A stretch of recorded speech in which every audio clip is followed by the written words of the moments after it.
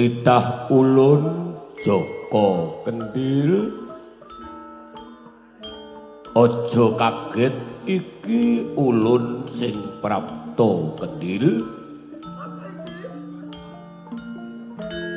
Sira nangis sesenggukan getuni marang lelakoning uripmu krana kowe tinitah lair ana ing jagat.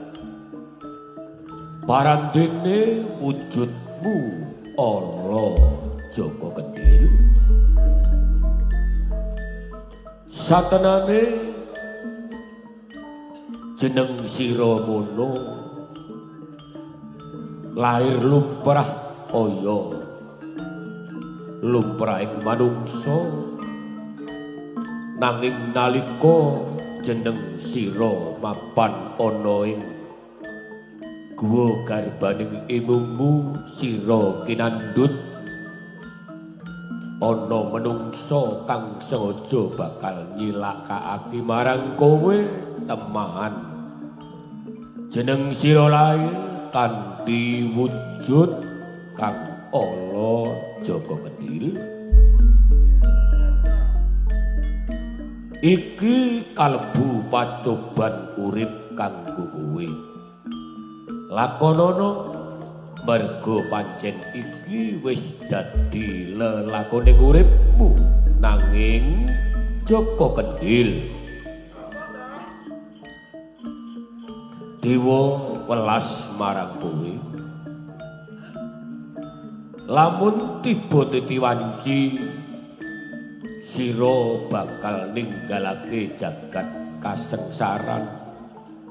Wujud ala bakal badar dadi bagus.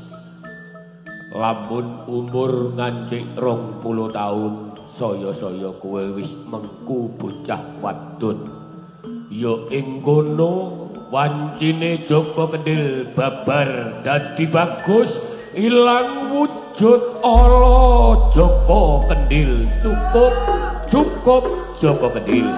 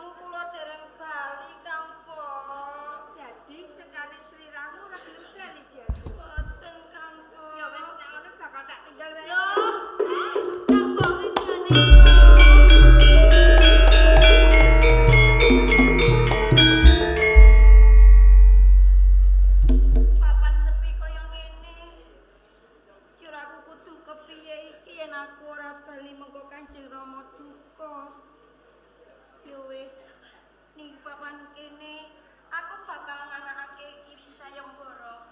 Marang sapa wae sing bisa nemokke sangsanganku? Yen wadon bakal tak aku dulur Sinarawati, mengko yen kakung bakal tak suwitani.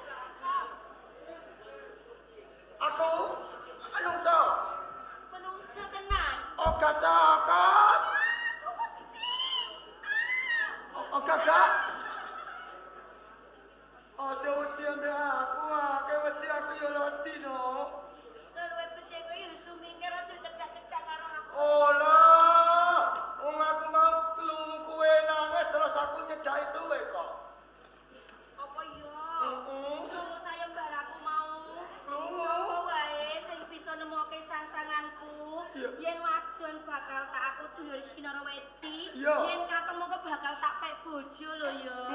Aku krungu niku mau. Lah sapa sing bisa nemokke sangsanganku kuwi? Kegalah. Sapa pawongane coba tuduhke. Aku mengko bakal tak pek bojo. Aku. Kowe? Apa kowe tenan sing bisa nemokke sangsanganku? Lho. Waduh. Apa? Kebo mangan karo. Tegese. Kemu jero ra ketara iki. Anten aku seneng mono Kak. Lah ngerti buktine sangsanganku yen pancen kowe sing bisa nemokke lho ya. Iki. Ya kowe sangsanganku ki. Ngote. Kene coba wene iki aku. Lho, wene iki aku dhisik. Yo lano, janjine piye no? Oh kaya ngono. Iya. Wis aku ora bakal mlenjani janjiku. Mergo aku wis kadung ngucap sing bisa nemokke sangsanganku yen lanang bakal tak pek bojo. Lah, dene sing nemokke iki kowe. Aku. Ya wis ora apa-apa kowe bakal tak pek bojo kok ya. Tenane? Tenang. Oh, aku sih. Ora kok. Ono ya dadat tambane. Ambung. Kok dhisik. Lah kok kesusu. Lah wong aku durung tepung kelawan kowe sapa jenengmu ditepungke luwe dhisik. Aku. Iya. Joko Kendel yang ganteng. Jenengmu Joko Kendel deh. Joko Kedil. Waduh dilapa iki lho. Ono apa-apa mau diumbah beringso lesi-lesi aku. Aku Widyawati. Aku kan seneng karo kowe. Iya, Kakang Joko Kedil. Redi ning sampeyan iki sing bisa nemokke sangsanganku. Aku rak ya wis janji. Kowe bakal kabeh bojo, kowe lara ning Medang Kamulyan nglamar kelawan aku kondo kelawan wong tuaku ya, Kakang. Nono. Sawetara sampeyan tak tinggal wae dhisik. Ya. Wis, Kakang. Kemulate.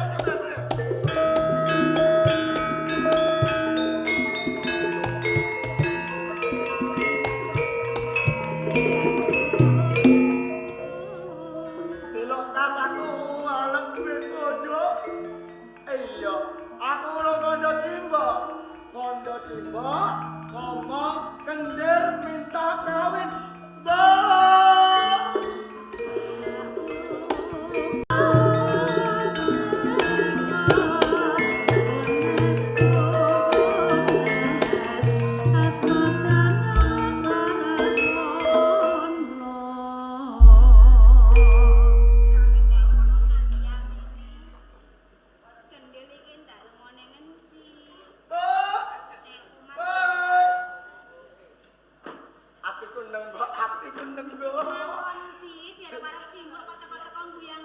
Gedang tegol.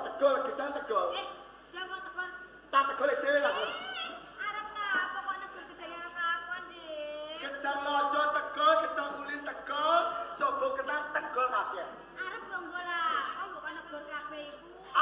nggo nglamar kendel nang negara kono lho.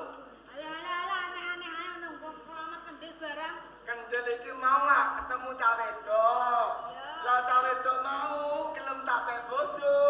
Iku ngomongane aku supaya nglamar ning kono. Kowe ku diapusi ya, Ndin. Ora ana sing gelem karo kowe. Bocah itu gak aku kok. Tenan iki, Ndin. Oh, kae cah wedok do ngapusi aku lagi pitan iki lho. Aku mau ketemu cah wedok. Ayo kok. Cilik lho. Bocah semono, Ndin. Heeh. Ah, simbok iku waten kok nek diapusi cah wedok ya, Ndin. Mbak, jale aku arep lapi mau kok awal to mau pikiran di dhuwit ngono ah. Iya, Ndin. Mau adu becan ae kok. Adu bejan piye, Ndin? Yo aku lamarno umpama ditampa yo alhamdulillah ora ditampa yo muleh wae. Ngono, Ndin. Gedang lojo tego lah, Mbok. Iya nek ngono tak tegore. Tolong Ya wis diatur, ning Bu. ngono kari bejane awak ya, Ndin ya. Nek medal kamu lihat ono kok. Ning ngono, Ndin. Aku gak di duwe kok.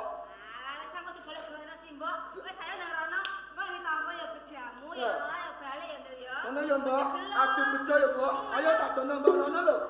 Kok dene lho, Mbok.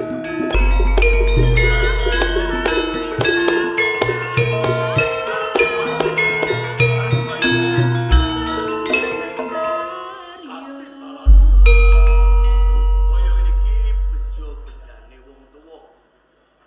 Dene pinuju Piswanan Agung putraku sakembaran Widyasari lan Widyawati nderek ngadeg tinangkil ana ing pendopo. Rasane atiku kaya siniram banyu sawiku. Ning emane wae Pak. Emanipun kados pundi?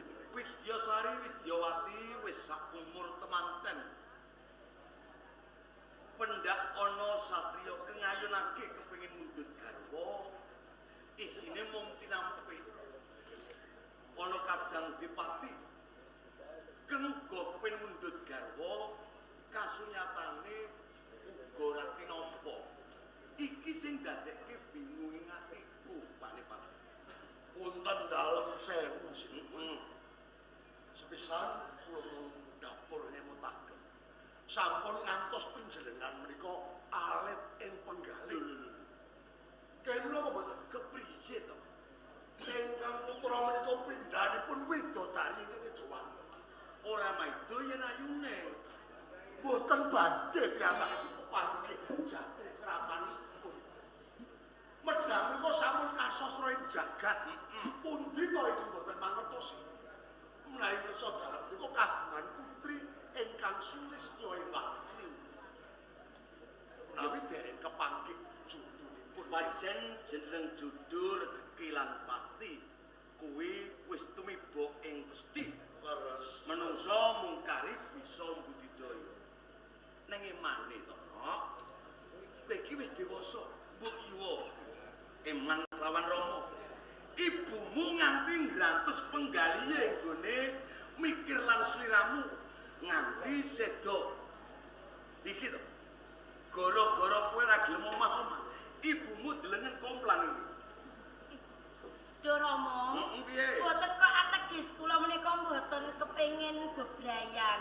Nanging estunipun manah kula menika tasih sepi babakan katresnan kok Rama. Dasare apa to, Nok? Dasaripun kula menika dereng manggihaken priya ingkang ratoni dhateng manah kula Rama. Durung ana priya kang ngratoni atimu Injih. teges kowe sing kepengin lagi kelawan wong tuwa. Leres Rama. Yen kowe Widyasari kowe iki tiba sing pembayun utawa mbarep piye? Nggih Rama, menawi kula menika dereng wonten ingkang nyocoki priya kakung kaliyan manah kula. Durung ana sing cocok, durung ana priya sing gambuh. Upama mengkono priya sing gambuh, rasamu terus kepiye? Upami wonten ingkang priya ingkang gambuh, nggih kula purun Pak Rama. Tenan. Menika Janji kelawan Rama lho ya. Injih. Apa karo Wani Patih wae? Boten to, Mo. Menika persasat anak kula. Nika Sinuwun sampun ketuan. Lah sampean iki dhewe suwe anggone duda. Anak kula ngoten bujane lagi sedhela. Perkara ibune bocah-bocah niki menggalih-galih putrane njur sedo niku. Lho, kula niku pun mboten duda malih. Pun gadah padikan. Lho, mboten padikan, sampun resmi. Lho. Lah ngoten kok ora kabar-kabar. Kula nggih kluthek mawon. Kluthek mawon. Lho. Sing nganguk ning gone pendopo iki suka kok.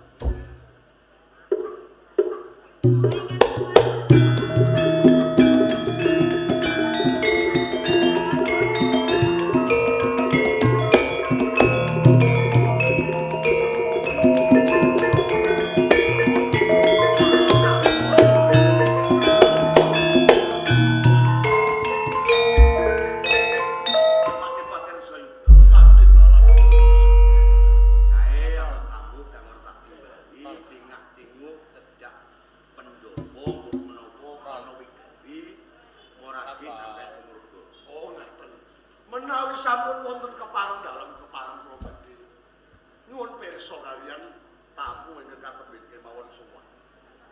Oh, Nggih kula ndara. kowe iki ora katimbalan. Wani munggah ana ing Kraton Medang. Iki sengaja mertamu apa pancen golek gawean, apa pancen ana wigati. Nggih. Niku ndara enten wigati kok ndara. Lah jenengmu sapa, Mbok? Kula Mbok Sandiem. Mbok Sandiem ana wigati, banjur wigatine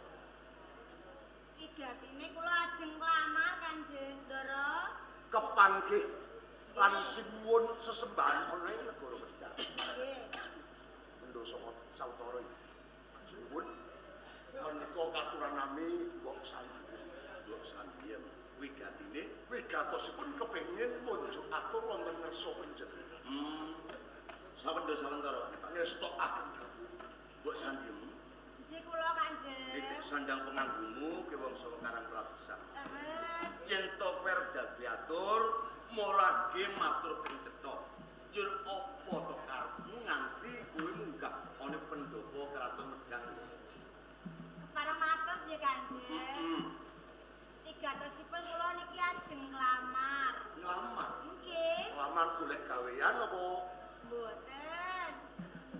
Nglamar tegese nglamar kepiye? Nglamarke anake kula Kanjeng. Oh, nglamarke anakmu. Nggih. Mongko adat lupiya kang wis lumaku yen to ana wong tuwa kang nglamar, kuwi mesti bebarengan lan anake. Lanjur sing mbok lamarke kuwi sapa? Anake kula Joko Kendhil, Ndara. Anakmu? Nggih. Lanjur ngendi anakmu? Lah niki wau teng pundi ndek wau niku nggih nderek kula kok, Ndara. Melu kowe. Nggih. Lah nyatane kok ya ora ono. Mangke riyen nggih, Ndara nggih. Heeh. Nggih. Nggih. Mbok Sandiem kok aja bingungi wong kowe kuwi teko nyang Nggih. ana apa to, Mbok? Mboten jenengan Lah tanganmu kok awe-awe? niku le anake kula, Ndara.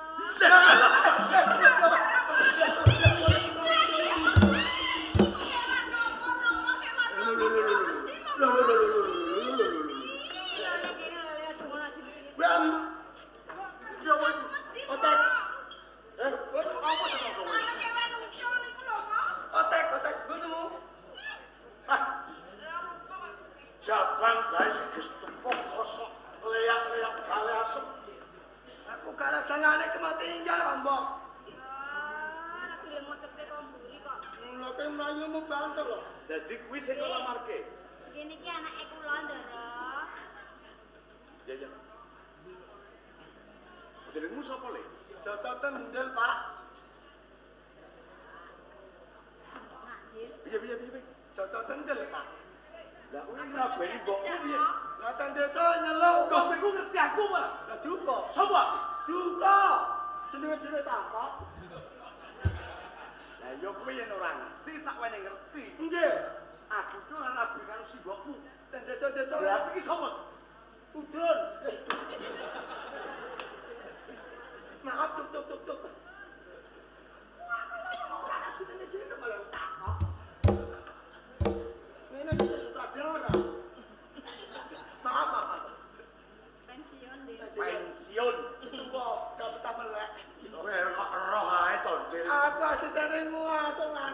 pangsiun kok. Asisten yo nampa bojo, Nggih. asisten yo nampa bayaran. Ana kobel turu. Lah iya. Wegel. Idil, Dawuh. kowe iki arep lamar lan putraku. Nggih. Kira-kira kowe iki wis nyambut gawe apa durung? Aduh, Le. Matur, Le, matur. Wong iki wis nyambut gawe apa durung? Dulung lah, Lah dulung. yen durung nyambut gawe lho kowe kok kepengin omah-omah. Mongko jeneng wong omah-omah kuwi butuhke ragat, butuhke prabiya sing ora sithik. Iya. Saya-saya yen to wis duwe anak, mengko butuhke sekolah. Heeh. Rampung sekolah ana SD, SMP, SMA nganti Nes. pawiyatan luhur. Hmm. Lah kok kowe arep omah-omah? Lah, ngene ratune malah tambah goblok. Lah tak kendel nyambut gawe entuk kaya entuk dhuwit diwene sapa? Wong kedel ora ndek bojo. Kudune rabi sik lagi nyambut gawe entuk dhuwit entuk kaya diwene bojone. Iki lho Dek kaya aku. Lah, enak. Iya ta? Ya ora. Pinteran, anjing anake kula pinter. Jebul kok meletek ya nalarmu. Bener Nek ta? rapane koclok. Bener gitu ta, Dek? Bener. Koclok. Bener? Oh, Bener. Jebul kok ya pinter. Ah kaya aratan pitik kok ya pinter kowe. Maaf, cuk. Maaf duyon. Yen duwe bojo lagi nyambut gawe, Nah, yen durung duwe bojo, aja nyambut gawe. aja nyambut gawe mergo ora ana sing digoleki. Diwenehi dhuwit. Bener. Lah, Ngene, Ndil, kalau jeneng wong tuwa kuwi tetembungane jarene gadah nanging ora gaduh. Sisa-sisa sing nglakoni. Jeneng bebrayan kuwi ora kena pineksa. Bebrayan kuwi lambarane rasa tresna. Siji lan sijine kudu ana tali tumalining tresna. Yen ora mengko bisa-bisa pedhot ana sak tengahing dedalan. nggih. Putraku ki jane yo akeh. Lah kene apa namung kalih? Iki sing barep, Nggih. iki sing muragil. Sing tengah iki jane pirang-pirang. Dateng pundi ndara kok? Sawetara takon ning nggone pamulangan luhur dhisik. Oh, ngono ta. Do ngaso istirahat sesuk ado. Menawi kuliah ndara. Ayo kuliah. Ini. Sing kok senenge sing ndi? Kulon mawon ah. Sing purun. Nggih, ngono. Tak wis. Oh, rupamu ra bejaji kok ngarepke putrane ra. Kowe iki duwe kosok wani omah. Aja ngono. Saru deh. Kan. Wah, lagi kurang ajar. Ora takut jam piro apa? Pangan awit Aku iki kecot. ora trimo pisang pindho ping puluhan iki. Nggih. Angger metu kowe iki pendopo ki mesti ngen. Pancen sampe lucu. Makane jaran mawon Rama. Ora takut Dun. Takut jam piro apa ora kok? Lho iya to wong anggota kok. Sing kulon mawon sampe bojo nganggur kulon. Ya. Ibarat wong lamar kuwi kaya dene wong dijaluk. Nggih. Upama mengko sing kok jaluk iki ora gelem, Nggih. ya aja gelo rasamu. Yen upama mengkono sing gelem, aja bungah atimu. Ya, Nggih. meneng. Widyasari, Cek dawuh Rama. kae ana penglamar bocah saka desa keng aran Joko Gentong. Gendel. Gentong. Niku cilik nggih kendil. Gendel apa gendang? Gendel. Gendel. Nang Joko Gendel. mantuk nggih. Kae nglamar lan sliramu. Tak keparengake Nini Widyasari kuwi mangsuli panglamare si Joko Gendil. Wis tak akeh dawuh kan Cek Rama. Ya. Putraku gandus. Wes Rene, arep gelem menawa Ndil. Alah.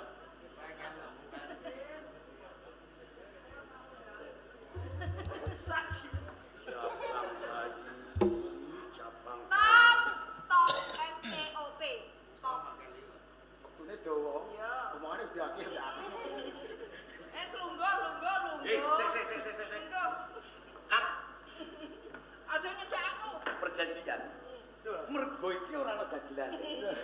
nutuk-nutuke. Neng Bakti Kuncoro profesional. Tebar jam 4. Tebar jam 4. Sing ngimbohi sapa? Muncul dhewe. Ora ngono, Dik. Kencetmu ki kenapa, Dik? Luka.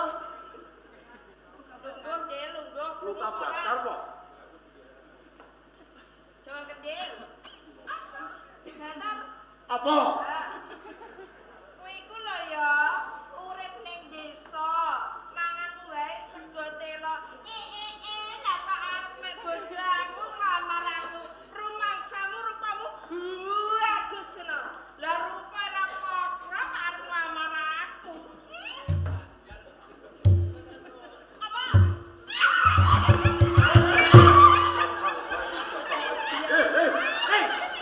Tekan. Mateni wong. Anak wong lho. Mateni wong. Iki dudu kewan iki putrane ratu. Kalau orang terang, blok nang sih. Lah wong irunge kena nggo nyungkil ngene kok. Kalau orang terang ya. Maksaku. Kok wani-wanine Bagus aku. Ngene. Ora, sing kode cinta sapa?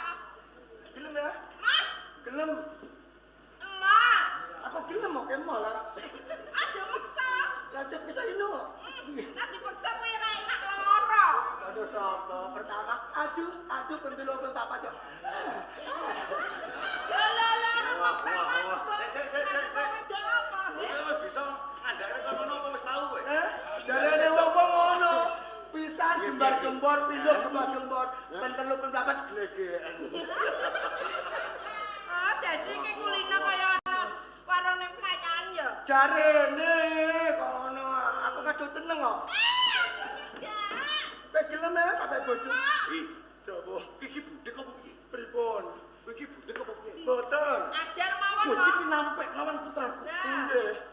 Aja ngono sakene aku mulai Golek wong wadon liya. Mboten. Bali, Mboten. bali. Emoh. Bali mana? Ya aku ora jogo kedhe rapi kan male. Emoh, Dik. Bali mana? Emoh. Rasakno, Dil. Rasakno.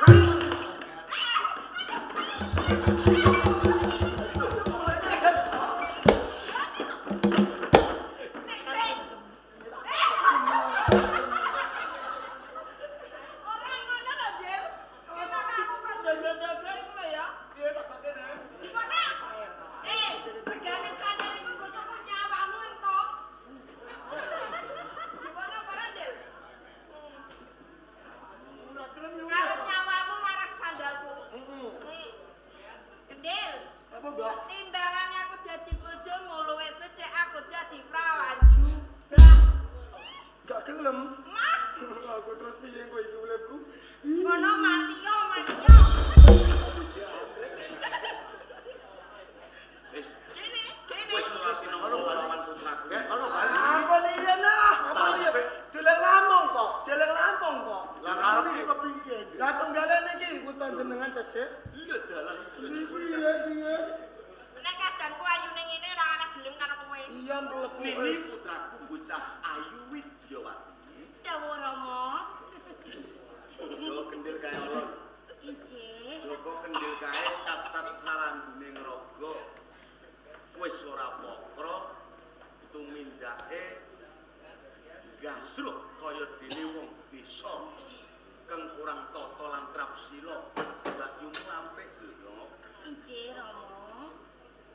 Yo ki piye yen karo kae? Kula Rama. Kula paring pamangsulan nggih Rama. Iya. Gak apa-apa, iki aku gak apa-apa. Aku nampak. Madhep rene to Kakang Joko Kendil. Roh kowe. Lah rupane Kakang Joko Kendil. Apa, Dik? Panglamarmu tak tampa, Kakang. Bener, Dik? Iya. Roh. Bapak akhir apa ora, Pak?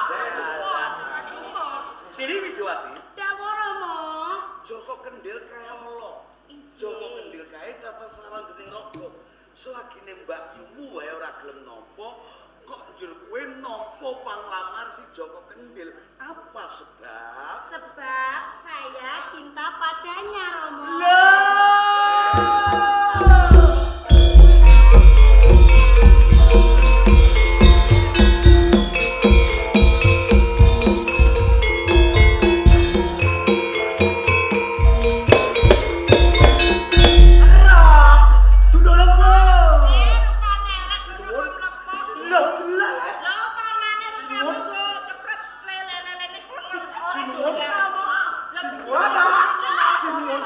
Iki gara-gara kono.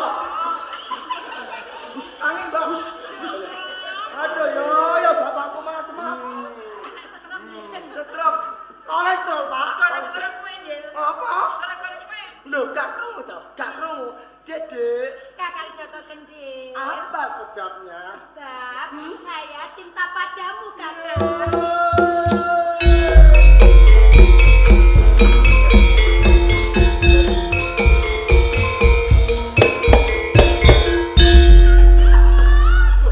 Loh, kolesterol, tensi tinggi.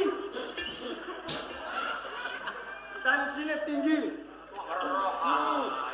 Kakek mangan rajungan tensinya tinggi. Ya, blek lu apa? Kula sampun kebacut tresno kelawan Kakang Joko Kendil, Rama. Enggak habis pikir. Mustahil. Mustajab. Mustahil. Ayo, Tak seduk. ya. Kabeh ki mau pancen wis dikake lan putraku.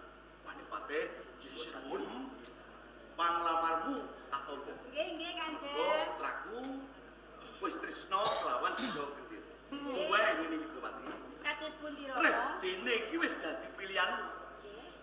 Aja nganti gelo. Jan gelo kuwi tiba mburi. Ngaten injil, Nganti Rama. kowe besok kedhuwung kowe gelo duwe bojo ala, aja nutut kelawan wong tuwa. Boten kok, Rama. Wis antiem, Nggih. samentara ora sah bali nang desa, katremo ana kraton Mejang. Oh, ngaten. Kono. Dek, Gendong, Kakang.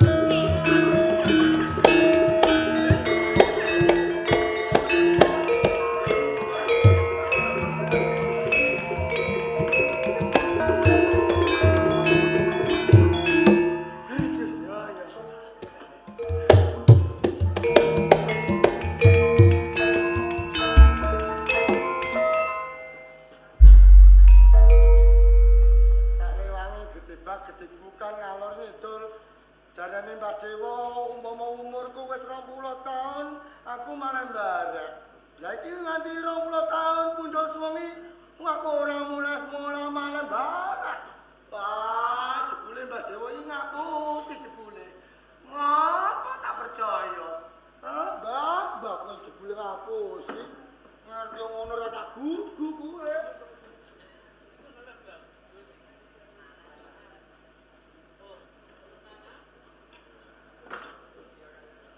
Jebul apa sing dadi kandhane Mbah Dewa kae nyata?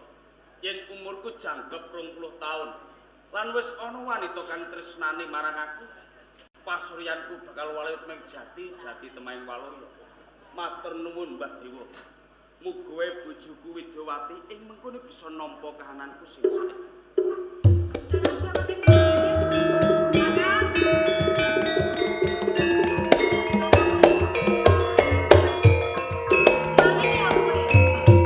Ora malih.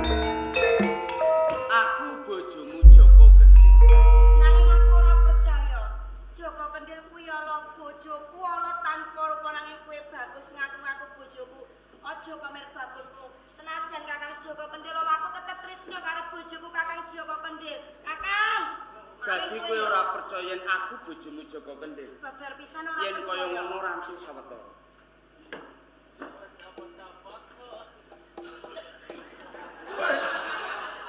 Kakang Joko Kendil. Apa, Dik? Lho, sampean kok malah kaya ngono lho ya. Jame ngerti dhewe. Oh, sampean kuwi lho. Jatahe sing bareng metu sing elek mlebu. Ono bocah bagus ning papan kene iki mau sapa Kakang Joko Kendil? Malehanku iku. Lho, sampean bisa malih bagus Kakang. Lho, sobek dulur mene lho sobek. Lho, lah ngono kok ora kawet mau sampean malih bagus lho ya. Aku tak sengaja ben kono beda bingung. Oh, kaya ngono Kakang. Talah digawe bingung gak lucu kok. Oh ya wis sampean sumikir aku milih sing bagus wae. Kono. Aku ora ngono. Ndang mulih. Wis karo sing bagus wae, Sing ala wis sumikira aku ora kanggo ora butuh karo sing ala. Ngono. Malah sing bagus wae Kakang.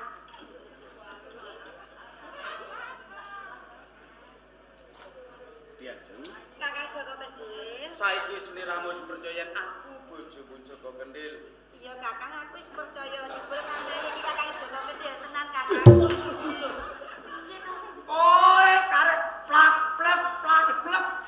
Kene merkutu ngomong. Lah kok kowe emosi lho iki lha apa? Ya emosi to. Wong aku ngambunge urung kok ngene. Mergo kowe sing kangelan ket sore. Iya. Bareng wayahe arep turu bareng, kowe ora melu. Yo kana mau gendani kowe. Sing goblok iki kowe. Apa? Kowe iki wis malih dadi aku. Menawa mengko aku wis kelakon turu bareng ngambung karo Widowati, kowe uga melu ngrasakno. Alah kodo sapa iki tak biyen. Lah saiki yo penake dhewe. Kowe iki wis malih dadi aku lho. Ngono. Aku yo Joko Kendhil, kowe iki malih wis dadi aku. Sobek tenan merkutu sesore malah ngambung urung. Kepengin ngambung? Ya ngambung. Ampun Kakang. Sampeyan sing bagus ae Kakang Joko Kendhil sing bagus. Ya wis tekno. Wis tak aku ngambung kowe go melu ngrasakno. Wis tak percaya. Diajeng Widowati. Kakang Joko Kendhil. Ing menggone bareng-bareng matur nuwun kanasane Kanjeng Rama, yen aku Cahya Purnama ya Joko. Kaya ngono Kakang Joko Kendhil. Aku bakal matur nuwun.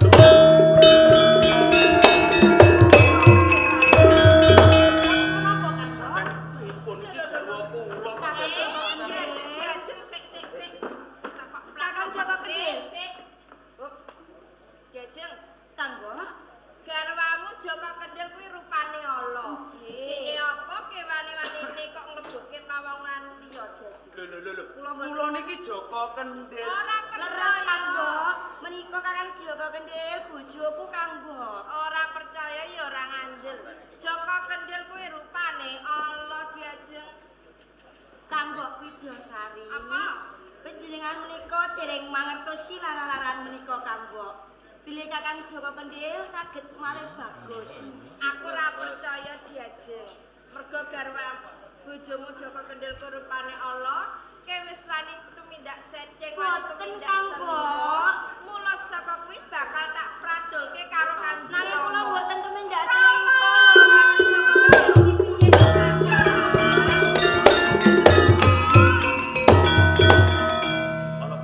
Menika lho Rama, Diajeng Widyawati sampun tumindak seteng Rama. Selingkuh. Nggih, mboten Rama.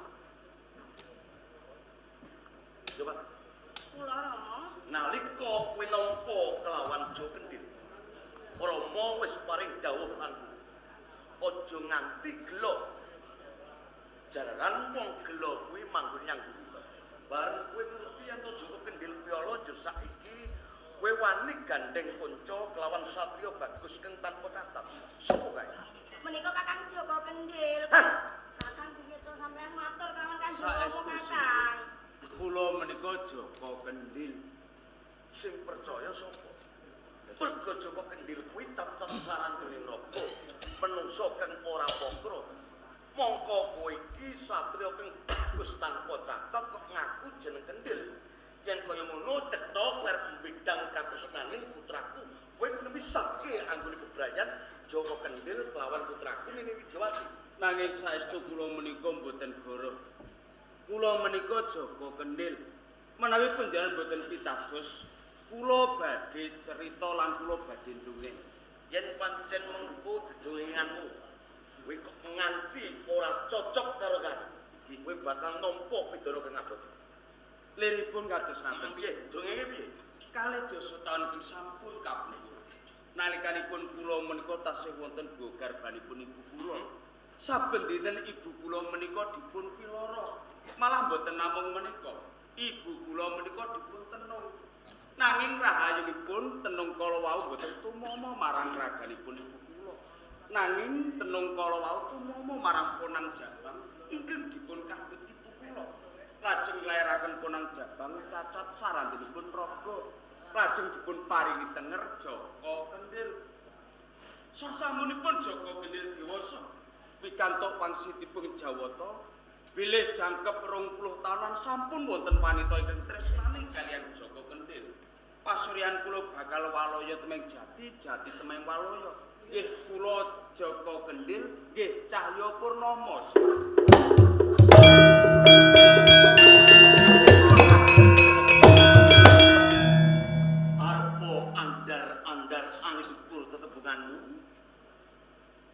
poruntut ukaramu anggonmu ndongeng ning aku sing ora percaya. Prajurit, aku njaluk suwane Mbok Santi.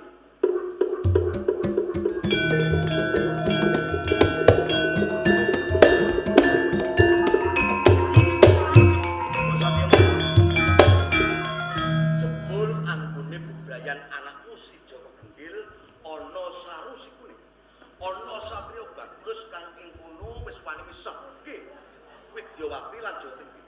Mahpara satriya bagus kang tanpa cacat kuwi ngaku yen to Joko Gendil. Apa bener iki anak? Mboten Kanjeng. Mbok, aku anakmu Joko Kendil, Mbok. Lho, Joko Kendil iku elek kok ingat mboten Kanjeng. Pancen nalika semono Joko Kendil iki ala. Saiki wis bagus aku anakmu lho, Mbok. Ing mangke riyen nggih Kanjeng. Kula niku nggadahi titikan. Titikane apa? Teng jitoke Joko Kendil niku wonten toe. Coba taliti nek. Nggih, cobi kula tak titik nggih Kanjeng nggih. Niki. Lho, niki Joko Kendil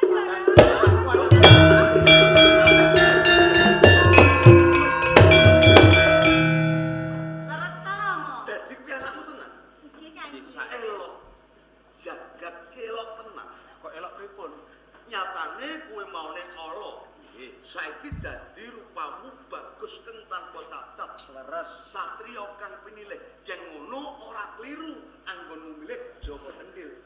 Senajan to kisinge ketok elek ning baru dikisik saiki dadi Bagus ta Rama? Diubah kok. Wah, jan. Royo sowan. Si.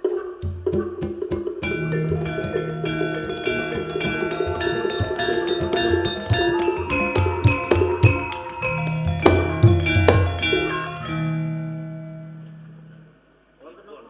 Wonten tamu. Wonten tamu kok.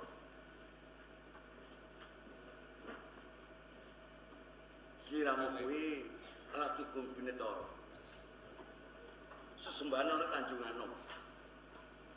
Lah kok malah saiki Lukar Busana Kanalendran kelayapan ninggalke tanggung jawab ngesuwi kawula ning Tanjung Anom. Iki karepmu piye to Yayi?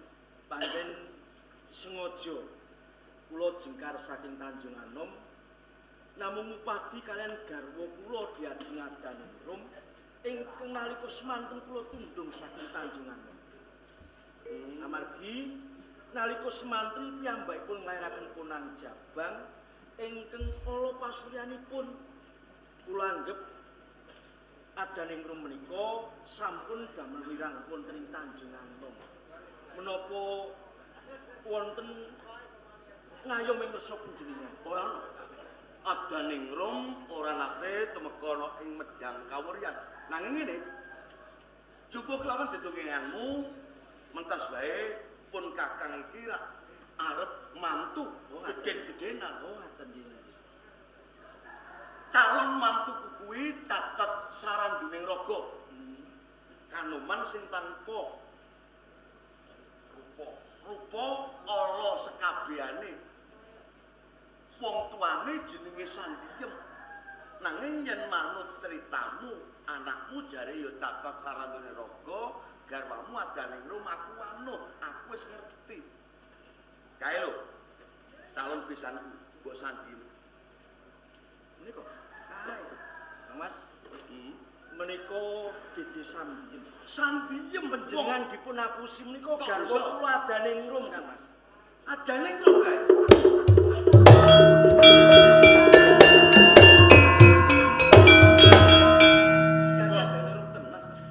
Sampeyan kok ngapusi to? Ngapusi piye? Jare bapakku mati tabrak motor mabur. Lah niki sing urip sampeyan iki ngapusi. Wes diajeng adaning rum. Lah putramu sing ala kae endi? Lah menika putra panjenengan Kang. Malah dadi bagus iki. Nggih, sing riyen kados cempe kembar bapakmu kowe lho.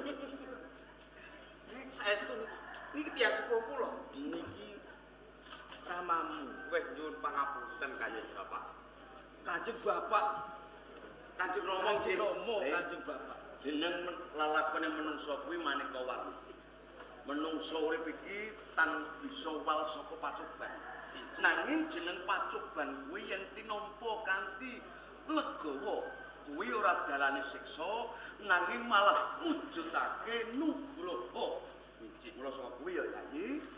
Redene kang sira uga wis tinemu kelawan garwamu uga putramu. Mongko putramu kuwi uga calon mantuku. Iki teges ora ana wong liya. Antarané Sindunegara lan Purbakusuma bakal dadi siji. Kukuh Bakwe Tanjunganom lan Medang Kawuryan ing mengkone bakal mimbuhi kuncara. Kuncaraning Praja Medang, kuncaraning Tanjunganom amimbuhi santosaning bakti kuncara. Muga wae lelakon iki kena kanggo pasinaon. Sing ala ayo padha dibuang, sing apik ayo padha dilestarekake. Rahayu bakti kuncara, rahayu ingkang kagungan kersa.